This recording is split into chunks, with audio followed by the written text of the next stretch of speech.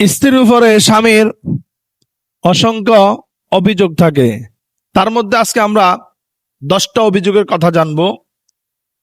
স্বামী তার স্ত্রীর উপরে যে 10টা অভিযোগ থাকে, সেই 10টা অভিযোগ ও 10টা অভিযোগের মধ্যে 1 নম্বর হচ্ছে, স্বামী বলে আমার এই স্ত্রীর সাথে জীবন, আমার এই স্ত্রী আমার জীবন সঙ্গী হয়ে আমার জীবনটা শেষ। অর্থাৎ আমি আমার মনের মতো জীবন সঙ্গিনী পাই নাই।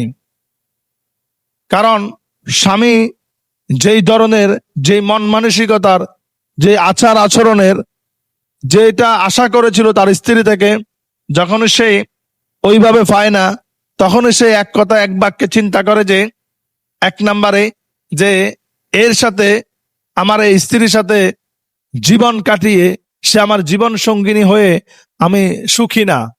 এটা হচ্ছে 1 নম্বর কারণ। 2 নম্বর বলে যে আমার স্ত্রীর চাওয়া পাওয়াটা অনেক বেশি।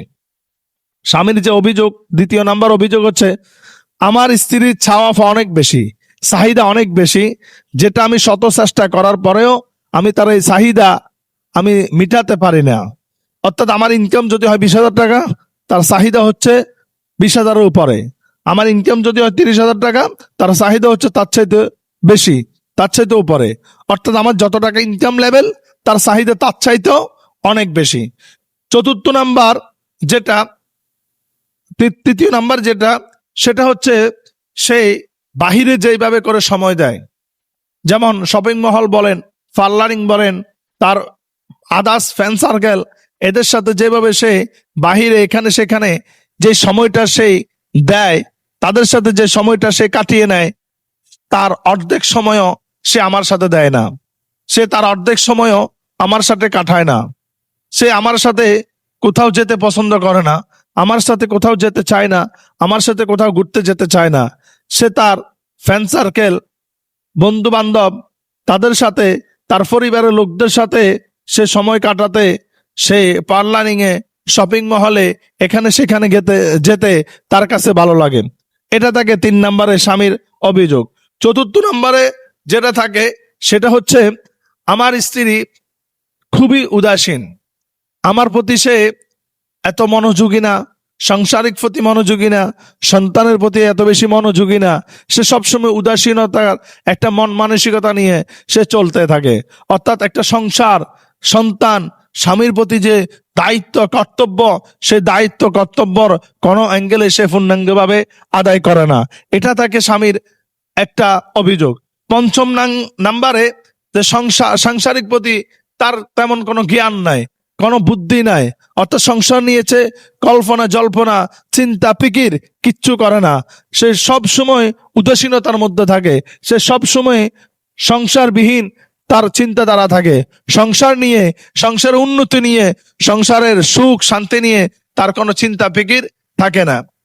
6 নাম্বার হলো সে রাত্রি যখন আমরা সারাদিন কর্মকাজ করে যখন ঘুমাতে যাই, সে হাসি মুখে একটু মনের আনন্দে আমার সাথে কথা বলে না। অর্থাৎ সে উগ্র মেজাজে হয়ে থাকে, সে রাগম্বিত হয়ে থাকে, গুসাহীন অবস্থায় হয়ে থাকে। মানে তার এই আচার আচরণ দেখে মনে হয় যেন আমার এই শান্তির বাসাটা অশান্তিতে পরিণত হয়ে গেল। মনে হয় যেন আমার বাসাটার মধ্যে কালো মেঘাচ্ছন্ন সবসময় ঘিরে রয়েছে। এটা তাকে স্বামীর একটা অভিযোগ। 7 নাম্বার যেটা, যে অভিযোগটা থাকে সেটা হচ্ছে অগোছালো। অর্থাৎ সে সবসময় অগোছালো থাকে। সে যখন বাসায় থাকে, যখন সে আমার সামনে থাকে, যখন সে ঘরে থাকে, তখন সে তার পোশাক আশাক, তার চেহারার যে যে কালচার স্ট্রাকচার, এটাকে রাখে মানে একটা কাজের মহিলার মতো, একটা ফকিন্নির মতো। অর্থাৎ একটা ফকিন্নি, একটা কাজের মহিলা যেইভাবে তাকে অগোছালো ভাবে, সাজহীন ভাবে যেভাবে রাখে, সেইভাবে সে থাকে।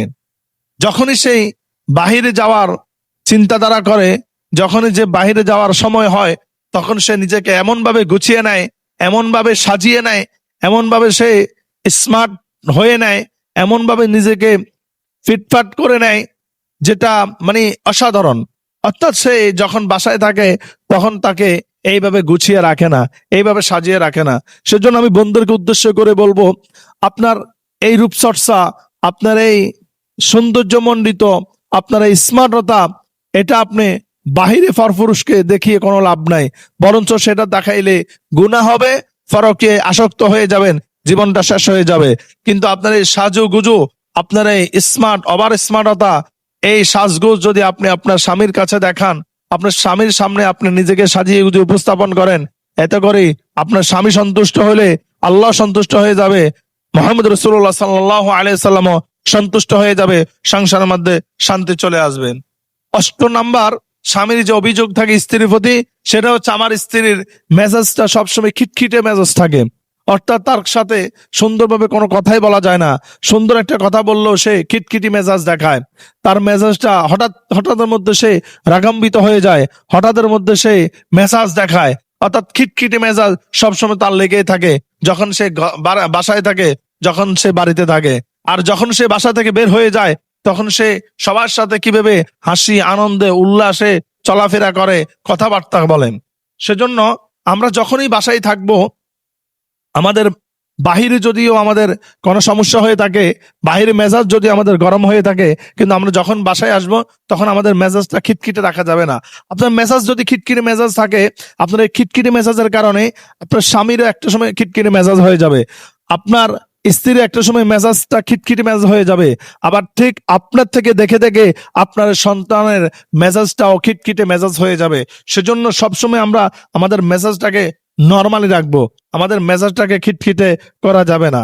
এবং কি আমরা 9 নাম্বার স্বামীর যেই অভিযোগ থাকে স্ত্রীর প্রতি, সেটা হচ্ছে অতিরিক্ত আত্মমর্যাদাবোধ। আত্মমর্যাদাবোধ এবং কি জেদি একগুরামে। আমরা কিছু মানুষ আছি কথায় কথায় একগুরামি করি, মানে আমি যেটা বলবো এটাই হতে হবে, আমি যেটা বলতেছি সেটাই হতে হবে, আমার কথার বাইরে অন্য কারো কোনো কথা চলবে না। আপনি মনে রাখবেন, আপনি একটা কথা বলতেছেন, এই কথা অন্যদের পছন্দ নাও হতে পারে, এ কথা সঠিকতার মধ্যে নাও পড়তে পারে, এ কথা রাইট নাও হতে পারে। সেজন্য একগুরামি করা যাবে না। আপনি যদি একগুরামি করেন, এক ধাউরে যদি আপনি হয়ে যান, একটা সময় আপনি আলাদা হয়ে যাবেন, আপনার শত্রুর পাশে কেউ থাকবে না, আপনার ফ্রেন্ড সার্কেল, বন্ধু বান্ধব, আপনার মা বাপ, ভাই বোন, স্বামী, সন্তান কেউ থাকবে না। কারণ একগুরামি, এক ঘাউরা লোককে কেউ তেমন পছন্দ করে না। যে কোনো কর্ম কাজ পরামর্শ করেই করতে হবে, যে কোনো সিদ্ধান্ত পরামর্শ করেই নিতে হবে, একগুরামি করা যাবে না। সর্বশেষ 10 নাম্বার যেই অভিযোগটা স্বামীর স্ত্রীর প্রতি থাকে, সেটা হচ্ছে আমার স্ত্রী পর্দাশীল না, সে পর্দা করে না, সে ধার্মিক না, নামাজ পড়ে না, রোজা রাখে না, হজ করে না, সারাদিন শুধু বিলাসিতা নিয়ে ব্যস্ত থাকে, সারাদিন বাহিরের ফ্রেন্ড সার্কেল নিয়ে সে ব্যস্ত থাকে, সারাদিন সে বাহিরের চিন্তা ফিকির নিয়ে সে ব্যস্ত থাকে, বাহিরের অশান্তিগুলো সংসার মধ্যে নিয়ে এসে সংসারটার মধ্যে অশান্তি লাগিয়ে দেয়, অশান্তি সবসময় লেগে থাকে। সেজন্য আমি বলবো, দাম্পত্য জীবনটাকে সুখীময়, শান্তিময় করার জন্য বাহিরের ঝামেলাটা সংসার আনা যাবে না, বাহিরের সমস্যা বাহিরে থাকতে হবে, সাংসারিক সমস্যা সংসারে থাকতে হবে। বাহিরের সমস্যা যদি আপনি সংসারে নিয়ে আসেন, তাহলে কিন্তু আপনার এই সংসারের মধ্যে শান্তি আসবে না। ঠিক তেমনি ভাবে আপনি সংসারের অশান্তি যদি আপনি বাহিরের মধ্যে নিয়ে যান, তাহলে আপনি বাহিরেও কিন্তু শান্তি পাবেন না। এজন্য যেখানে সমস্যা সেখানে সমাধান করতে হবে, যেখানে অসুবিধা সেখানে এটাকে সুবিধা মতো করতে হবে।